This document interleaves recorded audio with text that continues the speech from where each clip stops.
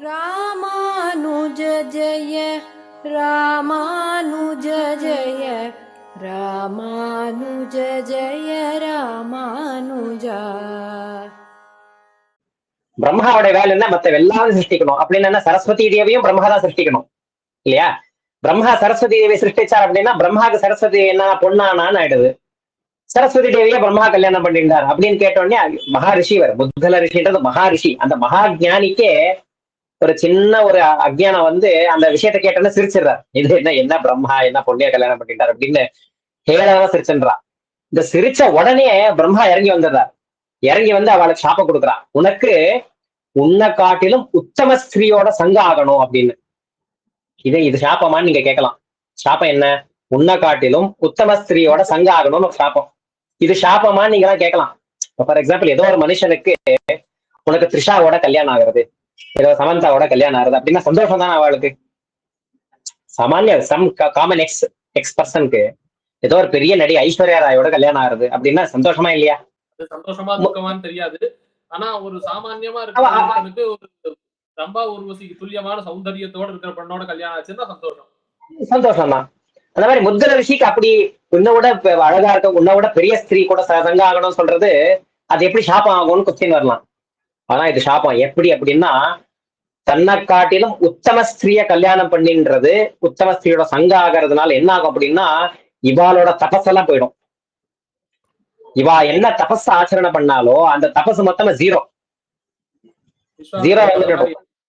அந்த மாதிரி தபஸ் ஆச்சரணை பண்ற விஷயம் நடந்தே அதுதான். என்ன அப்படின்னா அவளோட யோகியத்துக்கு மீறி தபச பண்ணிட்டா. அந்த யோகியத்தை மீறி தபச பண்ணதை அவள் நாசம் பண்ணணும். ஒண்ணு, பெரிய பகவத் பக்தா தப்பு பண்ணா உடனே தண்டனை வந்துடும். அவ திரும்பி அதை பண்ணக்கூடாதுன்ட்டு. இப்ப நான் நிறைய சாமானியமா லோகத்துல கேட்கறது உண்டு. அவன் தப்பு பண்ணிட்டே போறான், நல்லா இருக்கான். நான் எல்லாம் 3 வேலை குளிக்கிறேன், 4 வேலை சந்தியாவனம் பண்றேன், ஆனா எனக்கு எல்லாம் கஷ்டம் வருது. இது சாமானிய லோக நடப்பு. இது என்ன விவகாரம் அப்படின்னா, கெட்டவங்க தப்பு பண்ணா பெருமாள் அதை அலோவ் பண்ணுவார். நீ நிறைய கெட்டது பண்ணி கடைசியில எங்கேயோ அந்த தமசுல போய் விழுந்துடு. நல்லவங்களை தப்பு பண்ண விடமாட்டார் பெருமாள். கஷ்டத்தை கொடுத்து உடனே அதை பரிகாரம் பண்ணி முன்னாடி தப்பு பண்ணாத அளவுக்கு பண்ணுவார். உங்களுக்கு நிறைய கஷ்டம் வருது அப்படின்னா என்ன அர்த்தம்? பெருமாள் நீங்க பண்ற சேவையை அவர் ஸ்வீகரிக்கிறார்னு அர்த்தம். வேதத்தையும் வருது, நீங்க நீங்க பண்ற சேவையை பெருமாள் ஸ்வீகரிச்சுட்டார் அப்படின்றதுக்கு என்ன ஐடென்டிபிகேஷன் அப்படின்னா, முதல் வித்தம் ஹராமி, உன்கிட்ட இருக்க காசை புடுங்குவேன்றார். இதை வச்சு நீங்க புரிஞ்சுக்கணும். உங்களுடைய சேவையை பெருமாள், உங்களோட கைங்கரியத்தை பெருமாள் ஸ்வீகாரம் பண்ணிட்டு இருக்காருன்னு எப்ப புரிஞ்சுக்கணும் அப்படின்னா, உங்ககிட்ட இருக்க சொத்தெல்லாம் காலி ஆயிடுதுன்னு வச்சுக்கோங்க. ஓஹோ, பெருமாள் நம்மளை நம்ம பண்ண சேவையை பெரிய பெரிய பெரிய மகான்கள் எல்லாம் தான் பண்ணியிருக்கா. புரந்தரதாசர், ராகவேந்திர சுவாமி பிறந்தப்ப தங்க தொட்டில், புத்து ரத்னம் படிச்ச தங்க தொட்டில ஆற்றா. அப்பேற்பட்ட செல்வந்தர் வீட்டுல பிறந்தார் அவர். ராகவேந்திர சுவாமி சன்னியாசம் ஏத்துக்கிறப்ப வீட்டுல இருந்த ஒரு உடஞ்சு போன இது என்னது தண்ணி குடிக்கிற அந்த கலசம், சொம்பு, அந்த சொம்பு கிழிஞ்ச வஸ்திரத்தையும் அந்த திருடின்னு போயிடலாம். வீட்டுல இருந்ததே அவ்வளவுதான். வருஷத்துக்கு ஒரு தடவை தான் எண்ணெயை தேய்ச்சி போறான். தீபாவளிக்கு ஒரு தடவை தான் எண்ணெய்ன்ற ஒண்ணு கிடைக்கும். அது அப்படிப்பட்ட ஒரு ஏழ்மையில இருந்த ஒரு வீட்டுல இருக்கிற பாத்திரத்தையும் திருடின்னு போயிடலாம். ராகவேந்திர சுவாமி சொல்றாராம், அது என்கிட்ட இருக்கிறது கூட அவங்ககிட்ட இல்ல போல, அதனால என்கிட்ட திருடின்னு போயிட்டா நல்லா இருக்கட்டும் அப்படின்னு ராகவேந்திர. அந்த மாதிரி அப்படிப்பட்டவரோட சேவையை அனுகிரகம் பண்ணி பெருமாள் ஸ்வீகரம் பண்றதுனால அவங்களுக்கு ஏழ்மை வரும். அதனால விஷயம் என்ன அப்படின்னா, தனக்கு உடனே தான் முத்தல ரிஷின்ற ஒரு பெரிய ரிஷி, அந்த ரிஷி பண்ண ஒரு பெரிய தப்பு. அந்த பெரிய தப்பு, அதாவது பிரம்மாவையும் சரஸ்வதியும் ஹேளனம் பண்றது. பிரம்மா தான் எல்லாத்தையும் சக்தி பண்றோம். தனக்கு பிரம்மாக்கு என்ன சௌபாகியம் பாருங்க. இப்ப நானும் நீங்களும் நம்மளோட பத்தியை நம்ம உருவாக்க முடியாது. எப்படி வேணுமோ இருக்கிறவங்கள கல்யாணம் பண்ணிட்டு நம்ம வாழ்க்கையை நடத்தின்னு போகணும். எல்லாருக்கும் அப்படிதான். பிரம்மாவுக்கு ஒருத்தருக்கு மட்டும்தான் he can design his own wife. அவளுக்கு என்ன வைஃப் வேணா டிசைன் பண்ணிக்கலாம். அப்படிப்பட்ட ஒரு ஸ்தானம் அது. அப்படிப்பட்ட ஒரு மகாஸ்தானத்துல இருக்கக்கூடிய ஒரு நியத்தமா இருக்கக்கூடிய பதி பத்னி, எல்லாருடைய ஜீவஸ்வரூபத்திலையும் இருக்கக்கூடிய அந்த பெரிய மகா தேவதை, அந்த தேவத்தை ஹேளனம் பண்ணதால அவரே இறங்கி சாபம் விட்டுற, உன்னை காட்டிலும் உத்தம ஸ்திரியோட சங்காகணும்ட்டு. இது அவளுக்கு பயம் ஆச்சு. ஏன் அப்படின்னா என்னோட தபஸ் எல்லாம் போயிடும் அப்படின்னு. இந்த முத்கல ரிஷி வாயுவை குறித்து தபஸ் பண்றான். வாயுவை குறித்து தபஸ் பண்றப்ப வாயுனா பிரம்மா, அடுத்த பிரம்மா ஆக போற அந்த வாயு, பாரதி தேவியோட பாரதி தேவியோட ஹஸ்பண்டா இருக்கக்கூடிய வாயு குறித்து தபஸ் பண்ணி வரத்தை வாங்குற. என்ன வரும் அப்படின்னா, எனக்குள்ள நீ வந்துடு, ஏ வாயுவே எனக்குள்ள நீ வந்துடு, என்னோட தேகத்தை நீ எடுத்துக்கோ, take control of my body, என்ன தூங்க வச்சுடு. உன்னோட ஆவேசம் வந்துட்டு அப்படின்னா நீ எந்த ஸ்திரீ கூட சங்கம் பண்ணாலும் அந்த ஸ்திரீகளெல்லாம் உன்னை காட்டிலும் கம்மியா தான் இருக்க போறா. லக்ஷ்மி தேவி கூட உன்னோட சங்கம் ஆக போறதே இல்லை. உன்னை காட்டிலும் பெரிய ஸ்திரீ அப்படின்னா லக்ஷ்மி தேவி மட்டும்தான். அந்த லக்ஷ்மியை பெருமாள் விட்டா யாரும் தீண்ட முடியாது. அதுக்கப்புறம் எந்த ஸ்திரீ வந்தாலும் அவ உன்னோட காட்டிலும் கீழே தான் இருக்க போறா. அது பாரதியா இருக்கட்டும், சச்சியா இருக்கட்டும், ஷாமலா இருக்கட்டும், உஷாவா இருக்கட்டும், அக்னியோட பத்னியா இருக்கட்டும், எந்த பத்னியா எந்த ஸ்திரீவானா வரட்டும், உன்னோட ஸ்தானத்துக்கு கீழே தான் இருக்க போறா. அதனால நீ என்னோட தேகத்தோட கண்ட்ரோல் எடுத்துட்டு நீ நீ நீ அந்த சாபத்தை நீ அனுபவிச்சுக்கோ அப்படின்னு ஒரு வரத்தை வாங்குறா. இந்த முத்கல ரிஷிக்குள்ள இவர் வந்துடுறார். இந்த நலாயனைய இந்த முத்கல ரிஷிக்கு கல்யாணம் பண்ணி வைக்கிறாங்க. கல்யாணம் பண்ணி வச்சு முத்கல ரிஷியை அவர் தூங்க வச்சிடறார். இப்ப நம்ம கோமா ஸ்டேஜ்னு சொல்றோம் இல்லையா? கோமா ஸ்டேஜ்னா என்ன? Almost equal to death. உயிர் போனதுக்கு சமம். எந்த விதமான உணர்ச்சி இருக்க போறது இல்லை, எந்த விதமான ஒரு வென்டிலேட்டர் தான் உங்களுக்காக சுவாசமே விடுமே. நீங்க மூச்சு விடணும்னா கூட ஒரு மூச்சு விடுறதுன்றது ஒரு சுவாபாவிகமான கர்மம். அந்த மூச்சு விடுறது கூட என்ன பண்ணணும் அப்படின்னா ஒரு வென்டிலேட்டர் தான் உங்களுக்கு அதை மூச்சு எடுத்து விட்டுட்டு இருக்கும். அந்த மாதிரி ஒரு ஸ்டேஜ். அதாவது நீங்க உயிரோடு இருந்தாலும் உயிரோடு இல்லாத மாதிரி அது. அந்த தேகத்து மேல அபிமானமே கிடையாது. இது என்னோட தேகம் அப்படின்னே தெரியாது உங்களுக்கு. அந்த தேகத்தினால வரக்கூடிய சுகமும் உங்களுக்கு இல்லாது. சோ அந்த மாதிரி அந்த முத்கல ரிஷியை தூங்க வச்சுட்டு தேகத்து மேல அபிமானம் இல்லாதம பண்ணிட்டு மொத்த வாயு அந்த கண்ட்ரோல் எடுத்துட்டு இந்த நலாயணி அப்படின்ற அந்த நலனோட இந்திரசேனா, அந்த நலனோட பொண்ணு கூட அவ கல்யாணம் பண்ணி சங்கம் பண்றா. இந்த இவாளுக்குள்ள இந்த 4 பேர் இருக்கா.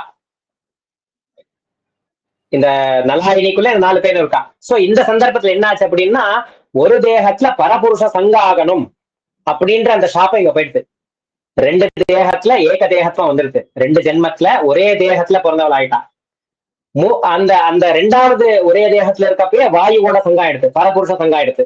சோ இவாளோட சாப்பம், பிரம்மா கொடுத்த இவாளோட சாப்பம் இங்க நிவர்த்தி ஆயிடுது. முத்கல ரிஷிக்கு பிரம்மா கொடுத்த சாப்பம் நிவர்த்தி ஆயிடுது. சோ இந்த இடத்துல ஒரு ஆல்மோஸ்ட் ஹாஃப் ஆஃப் தி சாப்பம் நிவர்த்தி ஆயிடுது. இப்ப இந்த முத்கல ரிஷி ரொம்ப நாள் விவகாரம் பண்ணி முத்கல ரிஷியை திரும்பியும் உயிர்ப்பிச்சு முத்கல ரிஷியை அனுப்பிச்சுடுறார். இந்த பொண்ணு என்ன பண்றா அப்படின்னா தபசாசனை பண்றா. என்ன தபஸ் அப்படின்னா, இந்த 5 பேரும் சேர்ந்து சிவனை குறித்து தபசாசனை பண்றா. சிவனை குறித்து இந்த 5 பேரும் தபசாசனை பண்றா. என்ன தபசாசனை அப்படின்னா, எனக்கு யோக்கியமான பதி எனக்கு வரணும் அப்படின்ட்டு. எனக்கு சின்ன டவுட். அந்த 5 பேர்னு சொன்னீங்க, உஷா, உமா, சச்சி, ஷாமலா, பாரதி. பாரதியும் சேர்ந்து சிவனை குறிச்சு தபஸ் பண்றா. ஆமா ஆமா. இதுல அதான் இது நீங்க கேட்டது ரொம்ப தர்மசூக்ஷமான கொஸ்டின். இது என்ன, இப்ப சிவனுக்குள்ள அந்தர்யாமி யாரு அப்படின்னா வாயுக்கு அந்தர்யாமி பெருமாள். ஜீவஸ்திதேன ரூபேன போத்தியதே அகமித்யபி பகிர்ஸ்திதேன ரூபேன ஜீவான் தாரயத்தின்ட்டு. வாயு நம்ம ஜீவனுக்கு உள்ளேயும் இருந்து வெளியே இருந்து என்ன பண்றாரு அப்படின்னா நம்ம ஜீவனை உடம்பு கூட பிடிச்சு வைக்கிறார். உள்ள இருந்து அகம் அப்படின்ற ஒரு ஞானத்தை கொடுக்குறாரு. இது எல்லாருக்கும் சமானம். வாயுக்கு கீழே என்னென்ன தேவதைகள் இருக்காரோ எல்லா தேவதைகளுக்கும் அந்த வாயுன்றது ஜீவனுக்குள்ளேயும் இருக்கார், ஜீவனுக்கு வெளியும் இருக்கார். ஜீவனுக்கு உள்ள இருந்து அகம் ஓகே. பிரம்மா சிருஷ்டியா இருக்கு இல்லையா? பிரம்மாவோட சிருஷ்டியா இருக்கு. எப்ப நாபிக் கமலத்துல இருந்து பிறக்காரு இல்லையா? பெருமாளோட நாபிக் கமலத்துல இருந்து பிரம்மா பிறக்கிறார். அந்த நாபிக் கமலத்துல இருக்க 14 தளம் தான் இந்த 14 லோகமே. இது பிரம்மாவோட 50வது வருஷத்துல ஆறுது. பிரம்மா பிறந்து 50 வருஷம் ஆயிருக்கும் முதலே. அதாவது பிரம்மாண்ட இந்த 14 தள கமலம் இருக்கு, இது பிரம்மாண்டம். இது இந்த பிரம்மாண்ட சிருஷ்டியா இருக்கு 50 வருஷத்துக்கு முன்னாடியே பிரம்மா பிறந்துருவார். அப்புறம் பெருமாளோட வயத்துல இருந்து நாபிக் கமலம் இருக்கும். அந்த நாபிக் கமலம் திரும்பி பிரம்மா பிறப்பார். சோ பிரம்மா 2 தடவை, பிரம்மா 4-5 தடவை பிறக்கிறார். அதாவது முக்கியமான 2 தடவை. பிரம்மாண்டத்துக்கு வெளியே ஒரு தடவை, பிரம்மாண்டத்துக்கு உள்ள ஒரு தடவை. பிரம்மாண்டத்துக்கு வெளியே 50 வருஷம் பிறந்தாச்சு. இப்ப நம்ம ஸ்வேத வராக கல்பத்துல இருக்கோம். இந்த கல்பத்துக்கு முன்னாடி கல்பம் பாத்ம கல்பம்னு பேரு. இந்த பாத்ம கல்பம் என்ன அப்படின்னா, அந்த கல்பத்துல பெருமாளோட நாபி கமலத்துல இருந்து அந்த கமலம் வந்தது. அந்த கமலத்துல பிரம்மா பிறந்து இந்த 14 தளத்தை வச்சு இந்த 14 லோகத்தை சிருஷ்டி பண்ணுவார். சோ இப்ப பிரம்மா வந்து எப்ப பிறந்தார் அப்படின்னா 50 வருஷத்துக்கு முன்னாடியே பிறந்தாச்சு. இப்ப நம்ம பிரம்மாவோட 51வது வருஷத்துல இருக்கோம். பிரம்மா 50 வருஷத்துக்கு முன்னாடியே பிறந்தாச்சு. பிரம்மா பிறந்ததுக்கு அப்புறம் பிரம்மா கூடவே பிரம்மாவோட உடம்புல வாயு பிரவேசம் பண்ணுவார். ஒவ்வொரு அங்கமா பிரவேசம் பண்ணி பிரம்மாவோட உடம்புக்கு அந்த உயிர்ப்பிப்பார். சோ பிரம்மாவும் வாயுவும் ஒரே நேரத்துல பிறந்து அந்த வேலையை பண்ணுவா. சோ பிரம்மா பிறந்ததுக்கு அப்புறம் என்னென்ன காரியங்கள் நடக்கிறதோ பிரம்மாண்டத்துல அதை பெருமாள் பிரம்மாவோட சேர்ந்து வாயுவோட சேர்ந்து தான் பண்ணுவார். பிரம்மா பிறக்கிறதுக்கு முன்னாடி லக்ஷ்மி தேவி இருப்பா. லக்ஷ்மி தேவி கூட சேர்ந்து எல்லா காரியம் பண்ணுவார். லக்ஷ்மி தேவியும் இல்லாம சில காரியங்கள்லாம் பண்ணுவார். அது ரொம்ப சாஸ்திரியம். அது ரொம்ப சில காரியங்கள், ஒரு 5 காரியம் 6 காரியம் வந்து லக்ஷ்மி தேவி இல்லாம பண்ணக்கூடிய காரியங்கள். அப்புறம் பண்ணக்கூடிய அனந்த காரியமும் லக்ஷ்மி தேவி கூட சேர்ந்து பண்ணக்கூடிய காரியங்கள். பிரம்மாவும் வாயுவும் பிறந்ததுக்கு அப்புறம் எல்லா காரியமும் பிரம்மா வாயு கூட சேர்ந்துதான் பண்ணுவார் அவர். இது பிரம்மா வாயுக்கு கொடுத்த அது ஒரு ஸ்தானம். அது அந்த மாதிரி. சோ அந்த நம்ம ஜீவஸ்வரூபத்துல வெறும் பெருமாள் அந்தர்யாமியா இருக்காருன்னு சொல்றோம். பெருமாள் அந்தர்யாமியா இருக்காருன்னா பெருமாள் கூட வாயுவும் இருக்கார் அப்படின்னு அர்த்தம். அது இது ரொம்ப சாஸ்திரியமான விஷயம். அங்க இப்ப நான் சொல்ல வந்தது என்ன அப்படின்னா, அந்த புத்கல ரிஷிய இப்ப பாரதி தேவி வந்து சிவனை குறித்து தபஸ் பண்றானா என்ன அர்த்தம் அப்படின்னா, பாரதேவி சிவனுக்குள்ள அந்தர்யாமியா இருக்கக்கூட வாயு, அந்த வாயுக்குள்ள அந்தர்யாமியா இருக்கக்கூட சண்ட ரூப பரமாத்மா, நரசிம்ம ரூப பரமாத்மா, இவாளதான் சோத்திரம் பண்றா பாரதி தேவி. இப்ப உமா வந்து சிவனை குறித்து தபஸ் பண்றான்னா தன்னுடைய பத்தியா இருக்கக்கூடிய சிவன், சிவனுக்குள்ள இருக்கக்கூடிய வாயு, வாயுக்குள்ள இருக்கக்கூடிய லக்ஷ்மி சகிதமா இருக்கக்கூடிய நரசிம்மர், இவரை குறித்து தபஸ் பண்ணுவான். இப்ப இந்திரன் பத்னி சச்சி அவா தபஸ் பண்றான்னா இந்திரனை வேண்டு. ஓகே, இந்த சமயத்துல சிவன் டைரக்டா சிவனை வேண்டா. சிவனுக்குள்ள இருக்கக்கூடிய வாயுக்குள்ள இருக்கக்கூடிய லக்ஷ்மி சகிதமா இருக்கக்கூடிய பெருமாள், இவாளதான் ஸ்தோத்திரம் பண்றாவா. சோ இந்த இடத்துல அந்த ஒரு நீ கேட்டது ரொம்ப சமஞ்சசமான கேள்வி, கொஞ்சம் சாஸ்திரம் புரிஞ்சா கேட்கக்கூடிய கேள்வி. சாமான்யமா இதை யாரும் இன்டர்ஃபியர் ஆகி கேட்க மாட்டா. நீ ரொம்ப சரியான கேள்விதான் கேட்டிருக்கேன். இதை ஒரு 2-3 தடவை கூட ஜனங்கள்லாம் ரீப்ளை பண்ணி கேட்டுக்கலாம். சோ இப்ப பாரதி தேவி 5 பேரும் சிவனை குறித்து தபஸ் பண்றான். இந்த 5 பேருக்கும் தன்னுடைய உடம்புல இன்னொருத்தங்க இருக்கான் அப்படின்ற ஞானம் இல்லை. இந்த 5 பேருக்கும், உமாக்கு மிச்ச 4 பேர் இருக்கா அப்படின்ற ஞானம் இல்லை. சச்சிக்கு மிச்ச 4 பேர் இருக்கா. பாரதிக்கு மட்டும் என்ன தெரியும், எனக்குள்ள 4 பேர் இருக்கான்னு தெரியும். சோ இப்ப என்ன, சிவன் பிரத்யக்ஷானோன்னு என்ன கேட்கறான் அப்படின்னா, ஒவ்வொருத்தரும் எனக்கு யோக்கியமா இருக்கக்கூடிய பதி எனக்கு கிடைக்கணும் அப்படின்னு ஒவ்வொருத்தரும் கேட்கறான். இப்ப 5 பேர் இருக்கா, 5 பேரும் ஒவ்வொரு தடவை கேட்டா எவ்வளவு தடவை ஆச்சு? 5 தடவை ஆச்சு. சோ இந்த ஒரு தேகத்துல இருந்து 5 தடவை வார்த்தைகள் வருது. எனக்கு யோக்கியமா இருக்கக்கூடிய பத்தி எனக்கு கிடைக்கணும், எனக்கு யோக்கியமா இருக்கக்கூடிய பத்தி எனக்கு கிடைக்கணும், 5 தடவை வருது. சிவன் என்ன பண்றாரு அப்படின்னா, சிவனுக்கு தெரியும் சிவன் வந்து மூல ரூபத்துலதான் இருக்காரு. மூல ரூபத்துல திரிகால ஜானம் அவருக்கு இருக்கும். சோ இவருக்கு தெரியும் இது பாரதி தேவிக்குள்ள 4 பேர் இருக்கா. சிவனுக்கு ஒரு அபிலாஷம் இருந்தது, ஓஹோ இந்த வரத்தை நான் கொடுத்தா என்னுடைய பத்னியோடைய சங்கம் எனக்கு ஆகும், இவா கேட்கக்கூடிய வரத்தை கொடுத்தா இவன் 4 பேருக்கு ஆகும். ஆனா எனக்கு ஸ்பெஷலா என்ன, என்னோட பத்னியோட சங்கம் எனக்கு ஆகும் அப்படின்ற ஒரு நட்பாசையும் சிவனுக்கு இருந்தது. அந்த சிவன் அந்த வரத்தை கொடுத்துடுறாரு. இப்ப இந்த வரத்தை கேட்டோடனே மிச்சம் 4 பேர் அழுதா, ஐயோ என்ன 5 தடவை என்ன வந்து 5 பத்தி வரணும்னு சொல்லிட்டாரே சிவன் அப்படின்னு சொல்லி அழுதா. வரத்தை நான் என்னமோ எனக்கு யோக்கியமான பத்தி இருக்கணும் அப்படின்ற ஒரு வரத்தை கேட்ட போனா எனக்கு 5 பத்தி இருப்பார் அப்படின்ற வரத்தை கொடுத்துட்டாரே அவர். ததாஸ்து 5 தடவை சொல்லிட்டாரே, அவருக்கு 5 பேர் ஹஸ்பண்டா அப்படின்னு அழுகிறா அவன். இந்த அழுகிறத பார்த்து இந்திரன் அவன் ஒரு சின்ன பாலகனா பிராமண ரூபத்துல வந்து சிவனுக்கு திட்டுறான். ஏதாச்சும் அறிவு இருக்கா அவனுக்கு? ஒரு ஸ்திரீக்கு 5 பேர் புருஷ வரம் யாராச்சும் வரம் கொடுப்பாங்களா? இது லோக நடைமுறைக்கு தகுவா? தர்மமா இது? என்ன பண்ற அப்படின்னு சிவன் கிட்ட கேட்கவே சிவன் என்ன பண்றாரு அப்படின்னா, அங்க பக்கத்துல ஒரு பர்வத்தம் இருக்கு. அந்த பர்வத்தத்தை தூக்கி அங்க 5 இது வரைக்கும் எவ்வளோ இது வரைக்கும் இப்ப 7வது மன்வந்திரத்துல நம்ம இருக்கோம். இது வரைக்கும் 7 மன்வந்திரங்கள் ஆயிருக்கு. 7 மன்வந்திரங்கள்ல 6 பேர் இந்திரனா இருந்திருக்கா. ஒவ்வொரு மன்வந்திரத்துக்கு ஒரு இந்திரன். சாமான்யமா சில இடத்துல 2 மன்வந்திரத்துக்கு ஒரு இந்திரன்லாம் உண்டு. இப்ப நம்ம 7வது மன்வந்திரத்துல இருக்கோம். இந்த 7வது மன்வந்திரத்துல 6 பேர் இந்திரனா இருக்கா. முதல் மன்வந்திரத்துல இந்திரனா இருந்தது யாரு அப்படின்னா யக்ஞ அப்படின்ற பரமாத்மாவோட அவதாரமே யக்ஞான்னு பேர். அதுக்கு யக்ஞ நாமக பரமாத்மான்னு பாகவதத்துல பிரசித்தமா வரக்கூடிய அவதாரம் அது. அந்த யக்ஞ நாமக பரமாத்மா தான் முதல் மன்வந்திரத்தோட இந்திரன். அந்த யக்ஞ நாமக பரமாத்மா அந்த இதுக்குள்ள இருக்கான், அந்த மலைக்கு கீழே இருக்கார். அப்புறம் அடுத்த மன்வந்திரத்துல யம தர்மராஜன் தான் இந்திரன். அந்த யம தர்மராஜாவும் உள்ள இருக்கான். அதுக்கு அடுத்த மன்வந்திரத்துல அஸ்வினி தேவதைகள் இந்திரன். அவளும் உள்ள இருக்கா. அடுத்த அடுத்த 2 மன்வந்தரத்துல இப்ப இருக்கக்கூடிய புரந்தரன் அப்படின்ற இந்திரன் அவளும் இருக்கா. அவ வந்து டிஸ்கஸ் பண்ணிட்டு இருக்கா என்ன அப்படின்னா, இன்னும் கொஞ்ச காலத்துல கிருஷ்ணாவதாரம் வரப்போறது, இந்த கிருஷ்ணாவதாரத்துல நாங்க வந்து என்ன பண்ணணும் அப்படின்னு டிஸ்கஸ் பண்ணிட்டு இருக்கா இந்த 6 பேரும். இப்ப சிவன் என்ன பண்றாரு அப்படின்னா, அந்த பர்வத்தத்தை தூக்கி பாரு, அங்க 6 பேர் இருக்கா. அந்த 6 பேரும் இது வரைக்கும் இந்திரனா இருந்தவா. இந்த இந்திரனா இருந்தவாள அந்த மலைக்கு கீழே போட்டு அமுக்குனதே நான் தான் அப்படின்னு சொல்லிடுறா. அதாவது சிவன் என்ன சொல்ல வர்றாரு அப்படின்னா, இப்பேற்பட்ட சாமர்த்தியசாலியான எனக்கு நீ சின்ன பையன் பச்சா, நீ போய் என்ன திட்டுறதா அப்படின்னு. இது வரைக்கும் இந்திரனா இருந்த 6 பேரையும் நான் மலைக்கு கீழே போட்டு அமுக்கிட்டேன். அப்படிப்பட்ட எனக்கு நீ போய் என்ன அட்வைஸ் பண்றது அப்படின்னு அந்த பாலகன் கிட்ட சொல்ற ஒரு வியாஜமா இத சொல்றான். நிஜமா அங்க நடந்துட்டு இருந்தது என்ன அப்படின்னா, அந்த 6 பேரும் சேர்ந்து டிஸ்கஸ் பண்றான். இன்னும் கொஞ்ச காலத்துல கிருஷ்ணாவதாரம் வரப்போறது, அந்த கிருஷ்ணாவதாரத்துல நாமெல்லாம் என்னென்ன வேலை பண்ணணும், நாம ஒவ்வொருத்தரும் என்னென்ன காரியம் பண்ணணும் அப்படின்னு டிஸ்கஸ் பண்ணிட்டு இருக்கா. இந்த விஷயம் தெரிஞ்ச பிரம்மா, அந்த சிவன் வந்து தன்னுடைய அந்த சாமர்த்தியத்தை காட்டுறதுக்காக பொய் சொல்லிட்டாரு இல்லையா, அந்த விஷயம் தெரிஞ்ச பிரம்மா இந்த சிவனுக்கு ஒரு சாபம் கொடுக்குறா. என்ன சாபம் அப்படின்னா, இந்த 5 பேருக்கும் நீ வந்து சொன்னியா உன்னோட நியத்தை பத்தி உனக்கு கிடைப்பாங்க அப்படின்ட்டு, நீ சொல்ற அந்த வரம் வந்து ஒர்க் அவுட் ஆகும். ஆனா உனக்கு உன்னோட விஷயத்தை தவிர, எக்ஸப்ட் யுவர் பார்ட், அதாவது உன்னோடைய பத்னி மட்டும் உனக்கு கிடைக்க மாட்டா. மத்த 4 பேருக்கும் அவங்களோட பத்தி கிடைப்பா. இது பிரம்மா கொடுத்தார்.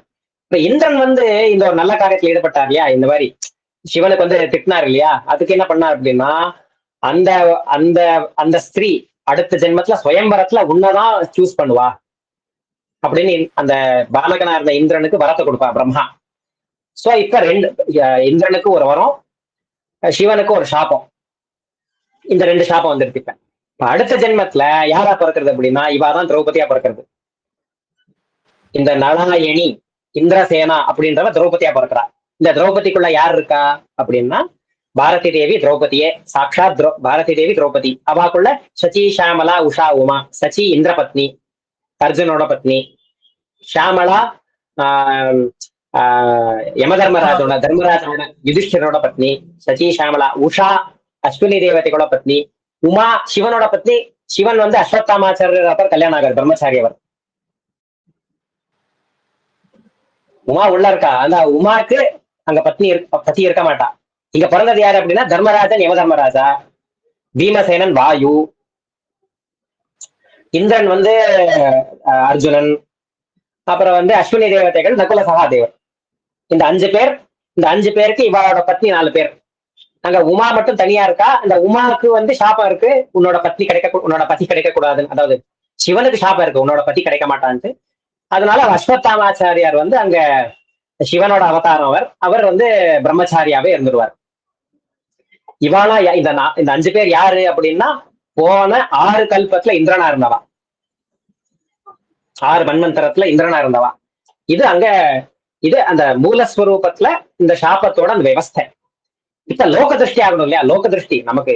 இதெல்லாம் இருந்தாலும் கண்ணுல பாக்குறவா நம்பணும் இல்லையா. கண்ணுல பாக்குறவா இவா வந்து கேக்குறதா? இப்ப கேக்குறதா?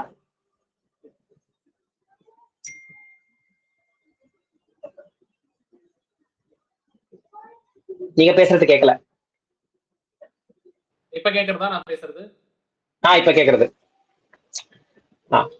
இப்ப இதெல்லாம் இப்ப திரௌபதி தேவி பிறந்துட்டா, அக்னியில இருந்து வந்துட்டா. ஸ்வயம்பரம் ஆகுறது. ஸ்வயம்பரத்துல யார் வந்து ஸ்வயம்பரத்தை வின் பண்றது? அர்ஜுனனும் பீமசேனும் 2 பேரும் சேர்ந்துதான் போறான் அந்த வில்ல தூக்கறக்கு. சிவதனுஷ தூக்கறக்கு யார் போறா அப்படின்னா 2 பேரும் சேர்ந்துதான் போறா.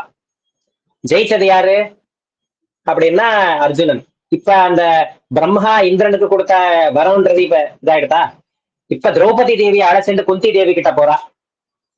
குந்தி தேவி கிட்ட சொல்றா, நாங்க வந்து பிக்ஷை எடுத்துன்னு வந்திருக்கோன்றா.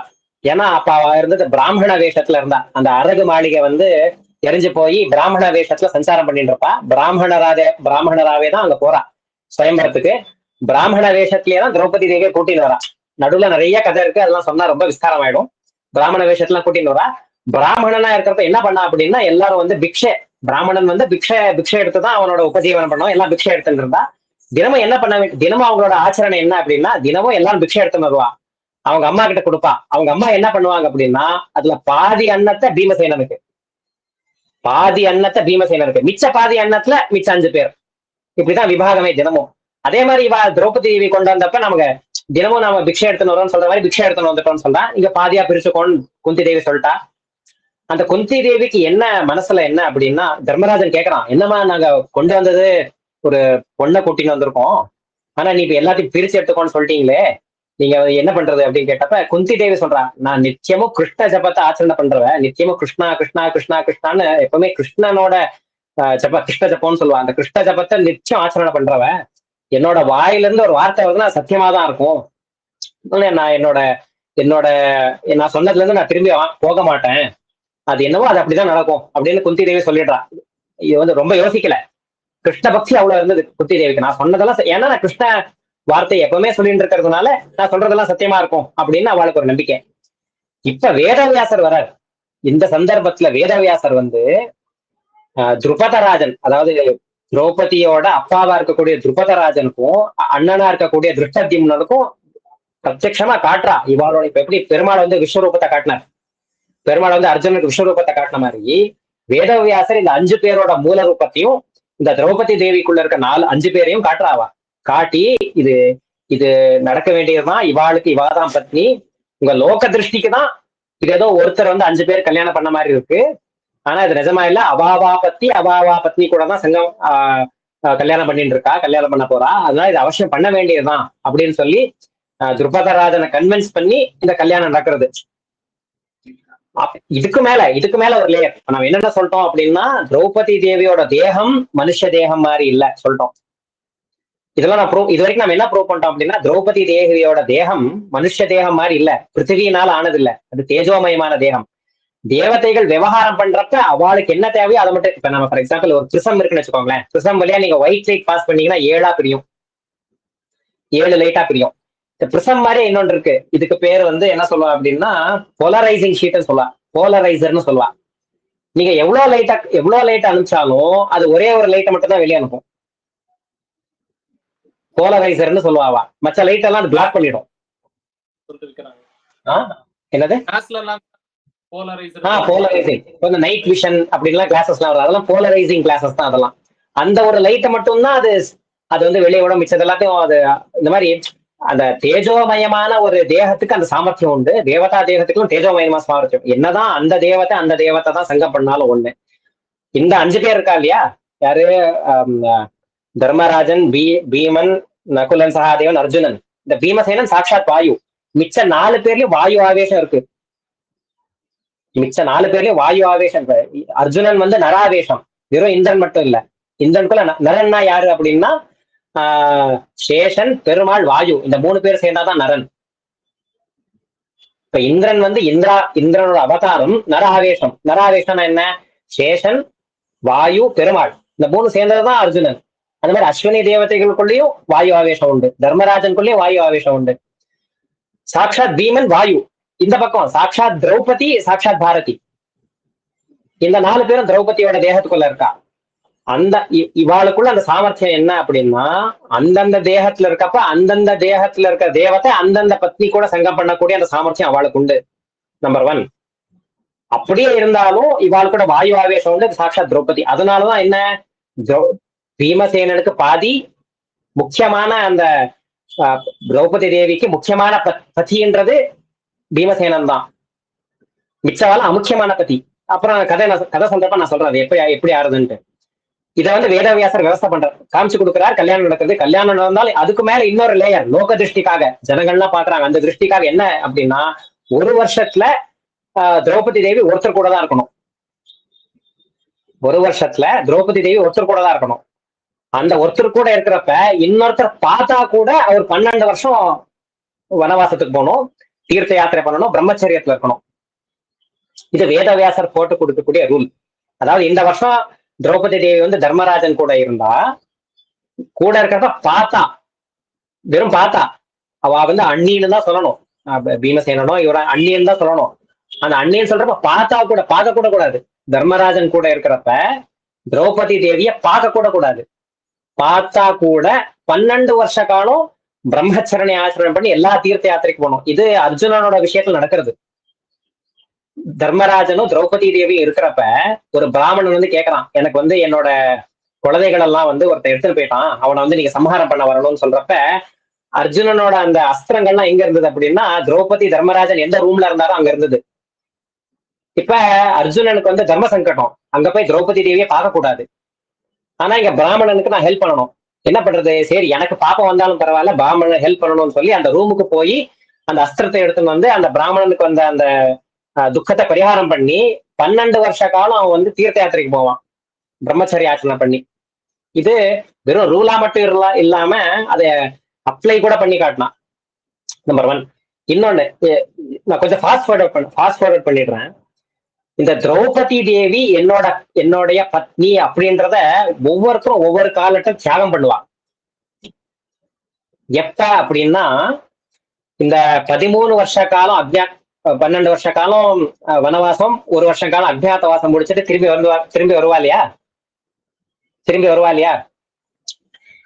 அதுக்கு முன்னாடியே எல்லாரும் திரௌபதி தேவி என்னுடைய பத்னி பீமசேனனை தவிர மிச்ச 4 பேரும் திரௌபதி தேவி என்னுடைய வைஃப் அப்படின்ற தியாகம் பண்ணியிருப்பான். எப்ப அப்படின்னா திரௌபதி தேவிய கல்யாணம் பண்ணிட்டு வந்த உடனே ராஜசூய யாகம்னு ஒண்ணு ஆகும். ராஜசூய யாகத்தை ஆச்சரணை பண்ணுவான். அந்த ராஜசூய ஆச்சரணை பண்றப்ப நகுலர் சகாதேவருக்கு கல்யாணம் ஆகும். காசிராஜனுடைய பொண்ணையும் அப்புறம் வந்து சிசுபாலனுடைய பொண்ணையும் இவ 2 பேரும் கல்யாணம் பண்ணிப்பா. அஸ்வினி தேவதைகள் கல்யாணம் பண்ணிப்பா. அந்த கல்யாணம் பண்ண உடனே இவ வந்து திரௌபதி தேவி என்னுடைய வைஃப் அப்படின்றத மறந்துடுறா. இவ என்னுடைய அண்ணனுடைய வைஃப், என்னோட அண்ணி அப்படின்றதா பாவனையே அவளுக்கு. இது மத்வாச்சாரியார் தாத்பரிய பிரமாணத்தோட கோட் பண்றார். ராஜசூய யாகம் நடக்கிற காலத்து இன்னும் அவ வனவாசத்துக்கு எல்லாம் போல, இன்னும் அந்த பகடையெல்லாம் நடக்கல. அதுக்கு முன்னாடியே அஸ்வினி தேவதைகள் இவா 2 பேரும் என்ன பண்றா அப்படின்னா திரௌபதி தேவி என்னுடைய வைஃப் அப்படின்ற தியாகம் பண்ணிடுறா. இப்ப பகடையெல்லாம் நடக்கிறது, சூதாட்டம் நடக்கிறது, வனத்துக்கு போறோடனே கிருஷ்ணர் பார்க்க வர்றாரு இல்லையா. ஒரு 6 மாசத்துக்குள்ளேயே வனத்துக்கு போய் ஒரு 6 மாசத்துக்குள்ளே கிருஷ்ணர் வந்து இந்த பஞ்ச பாண்டவர்கள் எப்படி இருக்கான்னு பார்க்க வர்றாரு. அந்த சந்தர்ப்பத்துல தர்மராஜன் தியாகம் பண்றான், திரௌபதி தேவி என்னுடைய வைஃப் கிடையாது அப்படின்ட்டு. ஏன்னா அந்த சபையில துரியோதனோட சபையில திரௌபதி தேவிக்கு அவமானம் ஆனப்ப அந்த அவமானம் பண்ணவங்கள சம்ஹாரம் பண்ணன்னு பிரதிஜை பண்ணது யாரு? பீமசேனர். துஷாசனோட நெஞ்ச உடைச்சு அந்த ரத்தத்தை குடிப்பேன் அப்படின்னு பிரதிஜை பண்ணது பீமசேனர். துரியோதனோட 2 காலையும் உடைச்சு அவனை சம்ஹாரம் பண்ணுவேன் பிரதிஜை பண்ணது பீமசேனர். இந்த தைரியம் தர்மராஜாக்கு இல்ல. நான் துரியோதனனை சம்ஹாரம் பண்ணிடுவேன், என் வைஃபுக்கு வந்து அவமானம் ஆயிருக்கு, அந்த அவமானத்தை பரிகாரம் பண்ணக்கூடிய அந்த பிரதிஜைய நான் பண்ணக்கூடிய தைரியம் எனக்கு இல்லைன்னு தர்மராஜருக்கு பிரதிஜை பண்ணல அவர். அதனால அவர் ஃபீல் ஆகி வனவாசத்துக்கு போன 6வது மாசத்திலேயே திரௌபதி தேவி என்னுடைய பத்னி அப்படின்ற தியாகம் பண்ணிடுறார். என்னுடைய தம்பியோட வைஃப் அப்படின்றத அங்கிருந்து அவர் விவகாரம் பண்றா. அர்ஜுனன் இந்த வனவாச காலத்துக்கு அட் லாஸ்ட்ல அர்ஜுனனும் தியாகம் பண்றான், இது என்னோட வைஃப் அப்படின்றத அர்ஜுனனும் தியாகம் பண்றான். நமக்கு ஸ்பஷ்டமாவும் தெரியும், மகாபாரத யுத்தத்துல அந்த திரௌபதி தேவிக்கான அவமானத்துக்கான பண்ண பிரதிஜைய இது பண்றவர் பீமசேனர் தான். துரியோதனனை கொன்னு, துஷாசனனை கொன்னு, கீச்சகனை கொன்னு. கீச்சகன் வந்து திரௌபதிய இந்த கடைசி 13வது வருஷத்துல கீச்சகன் வந்து அபகாரம் பண்ண வருவான் திரௌபதி தேவிய. அப்ப கீச்சகனை கொன்னது, உபகீச்சகர்களை கொன்னது, இது எல்லாமே பீமசேனர் தான்.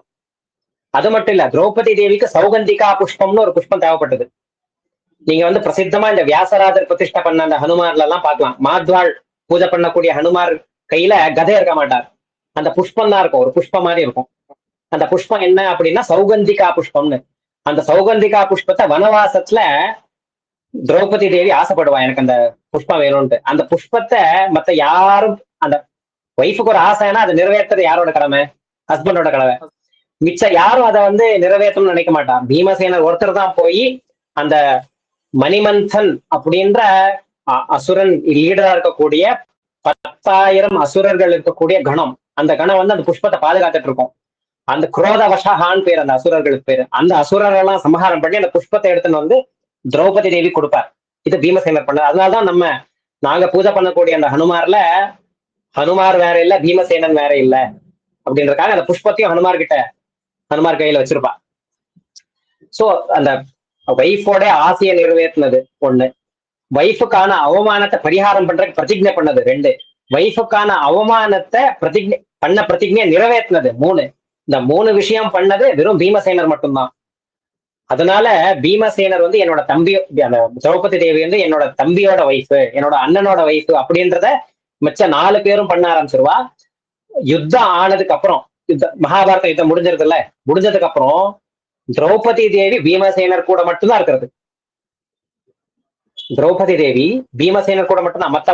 மத்தவாக்கெல்லாம் அவ வைஃப் கிடைச்சிருவா. மத்த வைஃப் எல்லாம் சுபத்ரா வந்து அர்ஜுனனுக்கு, இந்த 2 பேருக்கும் முதல்ல ராஜசூயாகத்துக்கு கத்துவா, தர்மராஜனுக்கு இன்னொரு காசிராஜனோட பொண்ணு. இந்த மாதிரி சுத்த திரௌபதி, சுத்த பாரதி தேவியா யுத்தம் ஆனதுக்கு அப்புறம் பீமசேனன் கூட துரியோதனோட அரண்மனையிலேயே, பீமசேனருக்கு அது ஒரு பிரைட். அது துரியோதனனோட அரண்மனையிலேயே இவ 2 பேரும் பத்தி பத்னியா இருப்பா. மத்தவ எல்லாரும் இவ வந்து என்னோட தம்பியோட வைஃப், என்னோட அண்ணனோட வைஃப், என்னோட அண்ணி அப்படின்ற மாதிரிதான் வர்ச்சனை பண்ணுவா. இது திரௌபதியோட அந்த மொத்த அந்த கல்யாணத்துக்கு சம்பந்தப்பட்ட விஷயத்துல இருக்க சாமான்யமா 99% விஷயங்கள். டு சம்மரைஸ், திரௌபதி தேவி மற்ற ஸ்திரீகள் போல மனுஷரோட தேகம் உடையவள் அல்ல. மனுஷத்துவம் அப்படின்றது வெறும் மைன்யூட் 1% தான் இருந்தது. அவ தேகம் வந்து தேவதா தேகம். தேகம் வந்து ஒளி பொருந்திய தேகமே தவிர பிருத்திவி தத்துவம் அதிகமா இருக்கக்கூடிய தேகம் கிடையாது. 2வது, திரௌபதி தேவி சங்கம் பண்ணது அவா புருஷா கூட தான். அவா புருஷா கூட தான் சங்கம் இருக்கு. அங்க முக்கியம் யாரோட பத்னியா இருந்தா அப்படின்னா பீமசேனரோட பத்னியா தான் இருந்தா. லோக திருஷ்டிக்காக வேதவியாசர் வந்து ஒரு விவசாயம் பண்ணி கொடுத்திருக்கார். பார்த்தா கூட 12 வருஷ காலம் பிரம்மச்சரிய ஆச்சரணை பண்ணணும், வனவாசத்துக்கு போகணும் அப்படின்றத. 4வது, திரௌபதி தேவி மத்தவங்களோட பத்னியா இல்ல. எப்ப அப்படின்னா துரியோதனோட சம்ஹாரம் ஆனதுக்கு அப்புறம் கேவலம் பீமசேனோட பத்னியா தான் இருந்தா, மத்தவங்களோட பத்னியா இல்ல அப்படின்றது இந்த ஒரு சாராம்சமா இருக்கு. இதுக்கு பேக்ரவுண்ட்ல இந்த வரஷாபங்கள்லாம் சொல்லியிருக்கேன். பிரம்மா கொடுத்த வரம், பிரம்மா திரௌபதி கொடுத்த சாமர்த்தியம், பிரம்மா இந்த 4 பேருக்கு கொடுத்த சாபம், சிவன் கொடுத்த சாபம், சிவன் கொடுத்த வரம், இதெல்லாத்தையும் சேர்த்து பார்த்தாதான் நம்ம திரௌபதி தேவியோட ஒரு சுத்த சாரித்திரத்தை நம்மளால தெரிஞ்சுக்க முடியும். இதையோட சேர்த்துதான் நம்ம திரௌபதி தேவியை பாக்குறோம். அதனாலதான் திரௌபதி தேவி வணக்கத்துக்குரியவள், பெரிய மகா விஷ்ணு பக்த. அவளை காட்டிலும் இன்னொருத்தி விஷ்ணு பக்தியா இருக்கா அப்படின்னா அது லட்சுமி தேவி மட்டும்தான். ஸ்திரீகள்ல, பெண்களில் திரௌபதி தேவியை காட்டிலும் ஒரு மகா விஷ்ணு பக்த இருக்கா அப்படின்னா அது லக்ஷ்மி தேவி மட்டும்தான். சரஸ்வதி தேவி, பாரதி தேவி, திரௌபதி தேவிக்கு ஒரே பக்தி தான். 2 பேருக்கு ஒரே லெவலான பக்தி. அதிகமா ஒரு பக்தி இருக்குன்னா அது கேவலம் அது லட்சுமி தேவிக்கு தான். நாங்க மாத்வாள்னா பெருமாளுக்கு நித்திய நைவேத்தியம் பண்றப்ப ஒரு ஸ்லோகம் சொல்றது உண்டு. என்ன ஸ்லோகம் அப்படின்னா, நாராயணா புங்கே லக்ஷ்மி பரிவேஷயதி வாயு வீஜயதி பாரத்யாதயா பரிசரந்தி அப்படின்ட்டு இதை சிந்தனை பண்ணுவோம். என்ன அப்படின்னா, பெருமாள் நைவேத்தியத்தை ஸ்வீகாரம் பண்ணிட்டு இருக்கார். இல்ல ஸ்வீகாரம் பண்ற நைவேத்தியத்தை லட்சுமி தேவி பரிமாறின்னு இருக்கா. சாப்பிட்டு இருக்க காலத்துல வாயு வந்து காத்து வீசின்னு இருக்கார். இந்த லட்சுமி தேவிக்கு எடுத்து தரணும்ல, பாயசம், சாதம், கரமது, அப்புறம் அதெல்லாம் எடுத்து வரலாம். அது பாரதி, எல்லா தேவதைகளும் பாரதி தேவியோட கையில எடுத்துன்னு தரா. பாரதி தேவி லட்சுமி தேவி கையில எடுத்து தரா. லட்சுமி தேவி பெருமாளுக்கு பரிவேஷம் பண்ணிட்டு இருக்கா. வாயு அங்க பிரச்சனை பண்ணிட்டு இருக்கா. இது நாங்க நித்தியம் நைவேத்திய காலத்துல பண்ணக்கூடிய சிந்தனை. இன்னைக்கு ஏகாதசி, இன்னைக்கு நம்ம சாப்பாடு இல்லையே தவிர பெருமாள் சாப்பிட்டு தான் இருக்கார். இன்னொரு ரூபத்துல பெருமாளும் விசேஷமா பக்தர்களுக்காக அவரும் உபாசம் இருக்கிறார். இருந்தாலும் இந்த காலத்துல இது ஒரு பெரிய சிந்தனை. இது ஆத்ம நிவேதனம். இன்னைக்கு ஏகாதசி அன்னைக்கு அன்ன நிவேதனம் தான் பண்ணக்கூடாது. ஏகாதசி அன்னைக்கு அன்ன நிவேதனம் தான் பண்ணக்கூடாதே தவிர ஆத்ம நிவேதனம். அது நீங்க இந்த கேட்ட பிரச்சனையினால நானும் ஏதோ என் மத்தியில வந்த ஒரு மத்வாச்சாரியா சொன்ன விஷயத்துல தவறாம சொல்லியிருக்கேன்னு நான் நினைக்கிறேன். என் மத்தியில வந்த விஷயத்த நான் வந்து சொல்லியிருக்கேன். இதுல எந்த தப்பு இருந்தாலும் அது என்னோடது. எது சரி இருந்தாலும் அது ஸ்ரீமதாச்சாரியாரும் மத்வாச்சாரியா சொன்ன அந்த மகாபாரத தாத்பரிய நிர்ணயத்துல சொன்ன அந்த நிர்ணயம். தப்பு இருந்ததுக்கு எல்லாரும் என்ன வந்து மன்னிக்கணும். சரியா இருந்திருந்தா அது என்னோடது கிடையாது. இது வந்து இந்த அனுச்சானமா இருந்த குரு பரம்பரையில பிரவாகமா வந்த ஞானத்துக்குரிய அந்த பெருமையை தவிர என்னோடது கிடையாது அப்படின்னு நான் இந்த விஷயத்த முடிச்சுக்கிறேன். வேற ஏதோ கேள்வி இருந்தா கேளுங்க. ரொம்ப சந்தோஷம் சுவாமி. இதே மாதிரி இன்னும் நிறைய பீமனை பத்தி கேட்கணும்னு சொல்லியிருந்தேன். இன்னும் நிறைய கிருஷ்ணனை பத்தி இருக்கக்கூடிய கான்ட்ரவர்சி, கிருஷ்ணர் பண்ணது சரியா தப்பா, இப்படி பண்ணலாமா, இந்த மாதிரி நிறைய விஷயங்கள்லாம் மேலும் உங்ககிட்ட நிறைய கேட்க வேண்டியது இருக்கு. அதனால அவசியம் இதே மாதிரி நிறைய விஷயங்களுக்கு என் சேனல் வந்து பதில் சொல்லணும். ஸ்ரீமதே ராமானுஜாய நமஹ. கிருஷ்ணார்ப்பணமஸ்து. கிருஷ்ணம் வந்தே ஜெகத்குரு.